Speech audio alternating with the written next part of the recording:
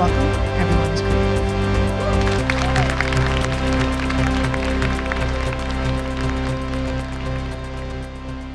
My journey, clean water. I am going to start at the beginning.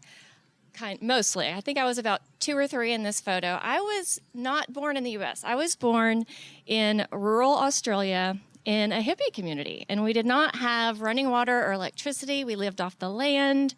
My mom had to get me out of the chicken coop because I would hang out there most of the day. And it was actually pretty magical. We didn't know any different as children, my brother and I. And so I have fond memories, the memories I do have of that time. Now, when I was 5 years old, my parents thought that I could get a better education in the United States. So we moved to the U.S., to a very small town in deep East Texas called Crockett. So you might imagine the culture shock, going from a hippie commune in rural Australia into East Texas. I was waiting for the bus on my first day of kindergarten, just really very, very excited with crooked pigtails. It's kind of cute. But I was a little bit of a weirdo when I was little. I didn't have too many friends because I had this thick Australian accent in a place where most people had never left the county.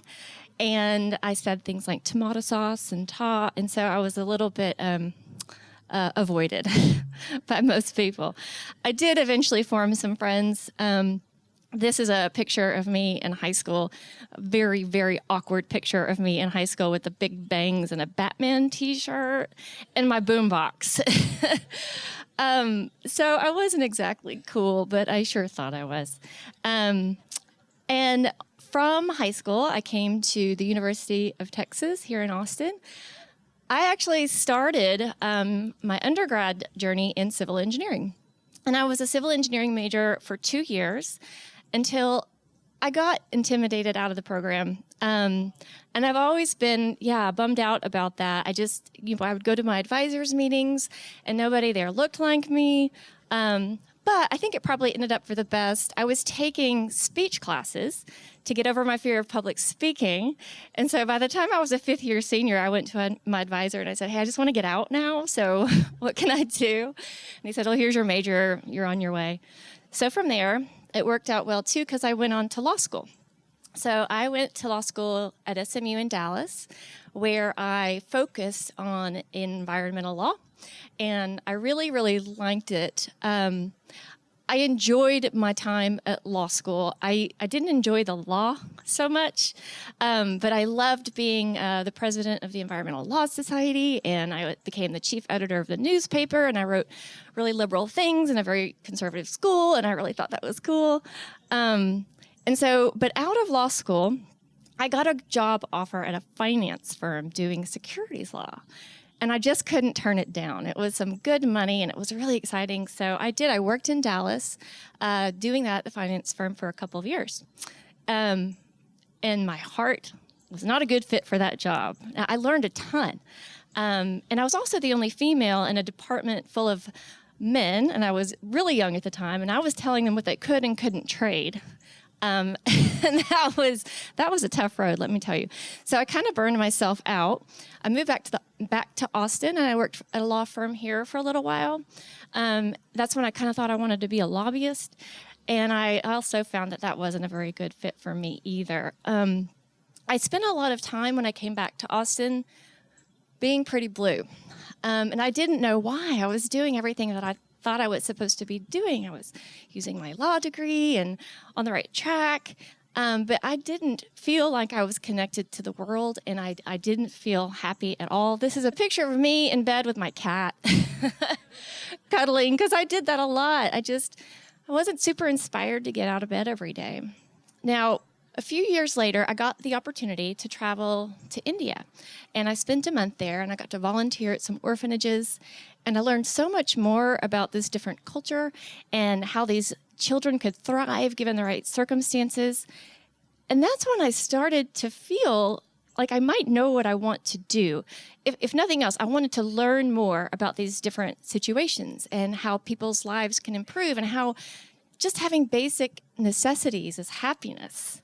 And then about a year later, a friend approached me, and she said, I really want to have this fundraiser.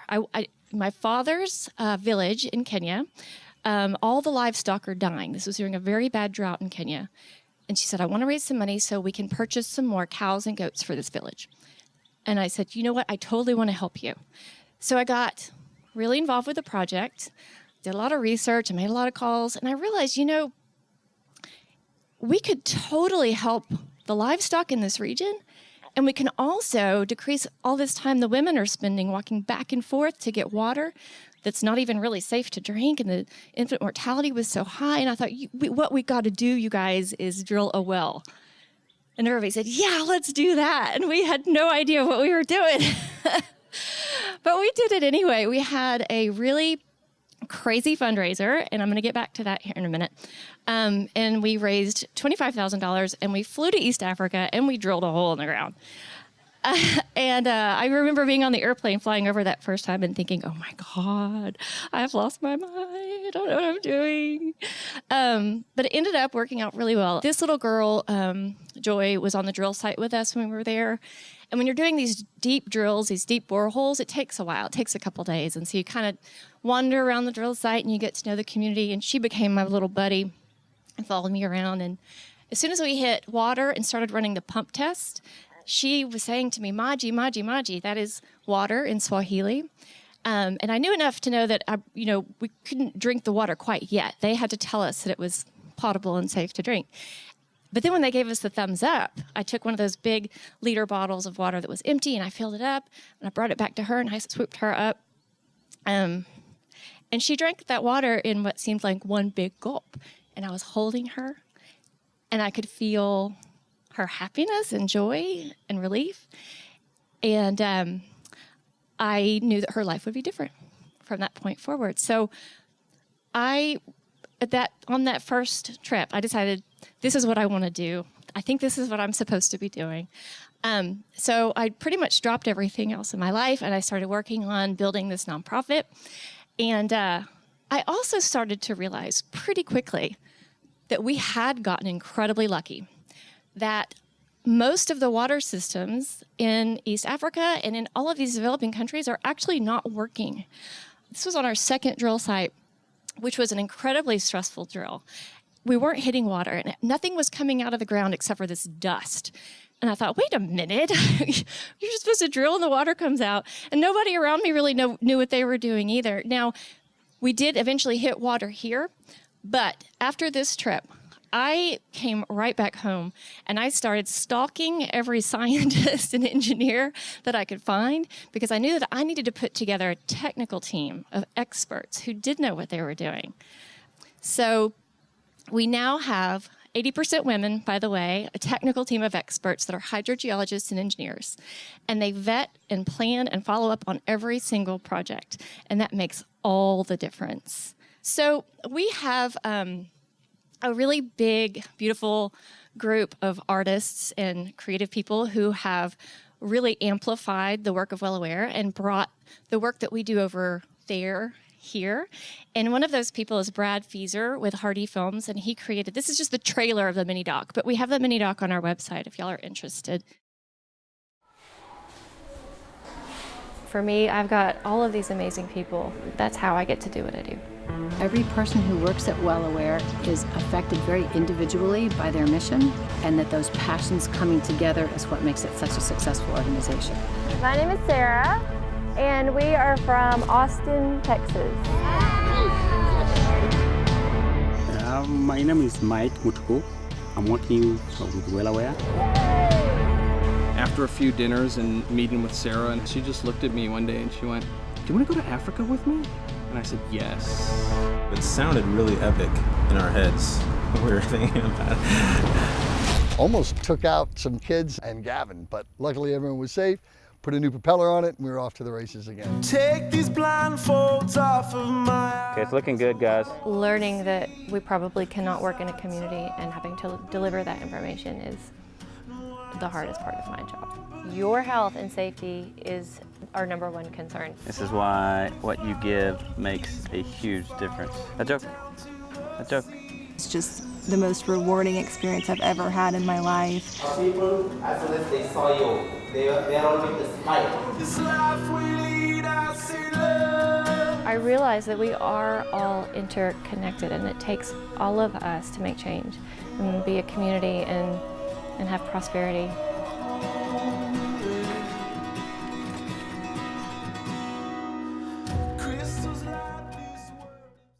It's a really, really beautiful short film. If y'all want to check that out on the website, we'll have that up later. So something I haven't yet mentioned, but was a really big change in me doing this work, was having a child.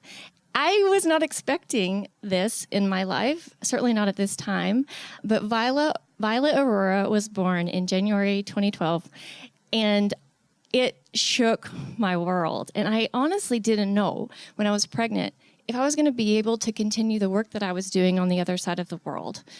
I started actually sort of making plans, maybe even an exit strategy.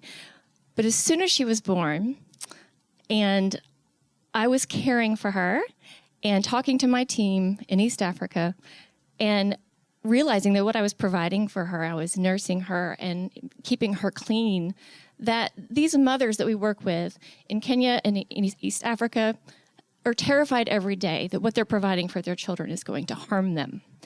And so it really actually solidified my passion for this work and knowing how important it was. So I felt more connected to the people that we get to serve once Violet was in my life. And now she's actually the vice president of Well Aware. She will tell you that. She's 7 now. So yeah, I just travel more and more every year. We get to do more and more work every year. And these are just some really pretty shots from our brilliant photographers. Well, that's a selfie from my iPhone right there. It's also very important. So in an industry where in Africa, only about 40% of the water wells end up working a year after installation. So I'm really, really excited to let you know that 10 years since we started, we maintain a 100% success rate on all of our water systems. And I am incredibly proud of that, and I'm incredibly proud of the team that really makes that happen. So I'm just a retired lawyer. I just know amazing people who come together and help make this work possible, and a lot of them are here today. So if y'all can give them some cheers, that would be amazing. Some sobering statistics, though. Just fewer than 1% of international NGOs do any kind of monitoring and evaluation, which I think is incredibly insane, because how are you going to know how to improve or continue to do your work even if you don't know what is working and what is not? 60% of water systems fail after a year of being installed, and still 2 billion people lack access to safe and reliable water. And on top of that, there are lots of different types of water systems, and it's really kind of hard to find data on this in these places, but we do know that over 1.2 billion has been wasted on hand pump water systems alone in Africa. So it's not just this horrible waste of resources and donor dollars. People in the communities rally around these new systems, and they donate their own resources and time, and then it just breaks down, and the communities are worse than where they started. So this is a really, really big issue. We refer to it as the second global water crisis. So I appreciate getting an opportunity to talk about this as well. Now, the new company, Well Beyond, was created so that we could help other NGOs do their work with a similar model as Well Aware. And so we do that, but we're focusing right now on actually an app, which also, I'm not a software developer. What am I doing over here? But we understand that the more you take ownership and education away from the community, statistically, the less chance they have for success. But we don't have hydrogeologists and engineers in, Chematoric, Tanzania. But most of these people have cell phones. More people in Africa have a cell phone than have access to a toilet. This is an incredible technology that we get to leverage now. So what we're doing through a smartphone app is putting this knowledge and troubleshooting and maintenance guidance into the hands of the community.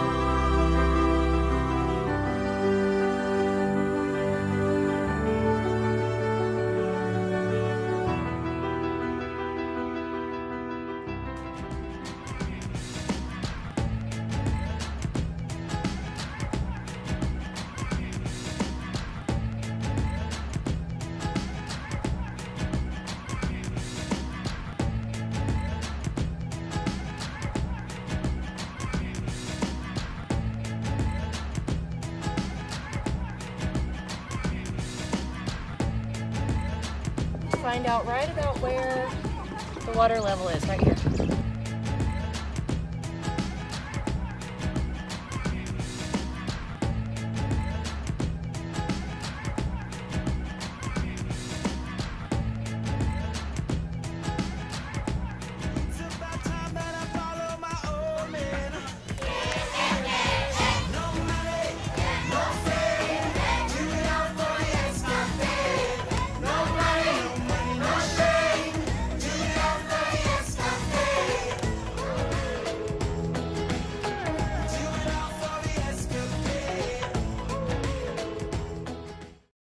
Well-Aware is doing their beautiful flagship work in East Africa. Well Beyond is now stepping in to supplement the work of other NGOs, and we're in beta version with this app now. Bringing it back to why we're all doing this is the impact that we get to have, right? So I think it should be a given that once you put in a water system that it works, right? But what we really want to see as an organization and a company is that we're having a ripple effect in every community after that happens. And these are results over time. So we don't really call anything a success until we know that disease rates are going down, women are not walking for water, that more kids are in school. So here's a couple of different examples. In Alamak, Kenya, when we first went there, it was like a very grassy desert, and there was barely a school. They had class under this tree right here. The kids were very, very sick. We put in a water well, and now they have 2 schools. They have gardens, which the women run and oversee and sell the crops and take it to market and bring income back to their families. And so there's a lot of more gender equality, which is phenomenal to see. In Omaran, we put in a water well there. In just 8 months, the overall classroom attendance went up 120%. For girls in particular, it went up 190%. So for young girls too, a lot of people don't realize that once they hit puberty, if they don't have water and sanitation at school, they're not going to go to school. They miss a week or more a month, they fall behind, and they end up just dropping out. So once we have water at the school, it changes everything for them. And every additional year that a girl gets to be in school, her future income goes up 12%. It's a big deal. So this is our overall impact. We're in 62 communities now. Over 250,000 people served. We're in 3 countries. Well Beyond has worked with 7 different NGOs to date in 5 different countries. So if y'all want to follow along, here is our handle for everything. We would love for you to just keep up with what we're doing. Our social media team does a brilliant job of putting out information, everything that's going on. If you are interested in learning more about this second global water crisis, you can go to the website /white paper and submit a form, and then we'll send you a version of that white paper. I think it's thrilling and riveting. I don't know if you will, but it is quite informative. Last but not least, Well-Aware has a pretty big campaign every year to help to fund these water systems that we do. And I don't know if you recall, I said we had a really kooky fundraiser in the very beginning. I whistle in the shower. I don't sing in the shower. I take quiet showers. What do we sing? ABC song. The ABC song. Yes, I love taking showers. I'm not a big fan of taking showers. I'd rather not anyway. But don't tell my mom. Because showers aren't that important. But clean water is, right? I'm not sure I can. Sounds kind of crazy. It's not crazy if it can help. It's gonna be difficult, but it's worth it. Keep a body mist with you and some perfume. Wet wipes, get a little here, get a little there. Because I want to do my part. Because I want to make a difference. So do I. Because with 2 little boys, I don't mind being smelly. Because I don't mind being smelly. Because I don't mind being smelly. Because I'm a rebel. I'm a rebel too. Because women like me have to work all day to get water for their families. Because we need gender equality. Because education is important for everyone. Because my mom doesn't mind being smelly, but she kind of does. Shower Strike starts on April 22nd. Join us today at showerstrike.org. Get dirty for the cause. Hey, what good timing, you guys. It starts next month. On Earth Day, April 22nd. This sounds kooky, but it really is a really big and effective fundraiser. People constantly say they were shocked that they raised money so quickly because it's weird and it's different in people's news feeds. So it's just showerstrike.org. Y'all can sign up and not shower to raise money, but we also have an option where you can still shower and raise money, but I don't recommend it. It's a great excuse not to have to shower. It saves me like 30 minutes a day.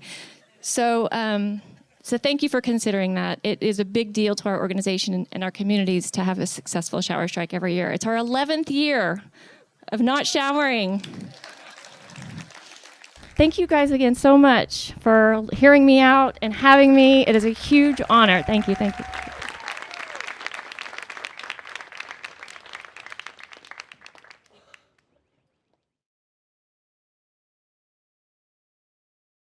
It's sort of like you sign up online and you have a webpage for a race or a bike ride like the Hill Country Ride. But instead of riding a bike, you just say, I am not going to shower anymore until I raise enough money for this clean water system. So we recommend $1,000 per person, and it only lasts a week. It's April 22nd through the 29th. Okay, it's 8 days, but we need that extra day. But once you raise your goal amount, be it 1,000 or even 500, then you get to shower again. So you're extra incentivized to ask for money pretty aggressively so you can get back to the shower. And not only are you incentivized, so are your coworkers and your family. It's really fun. We'd love for you to be a part of it.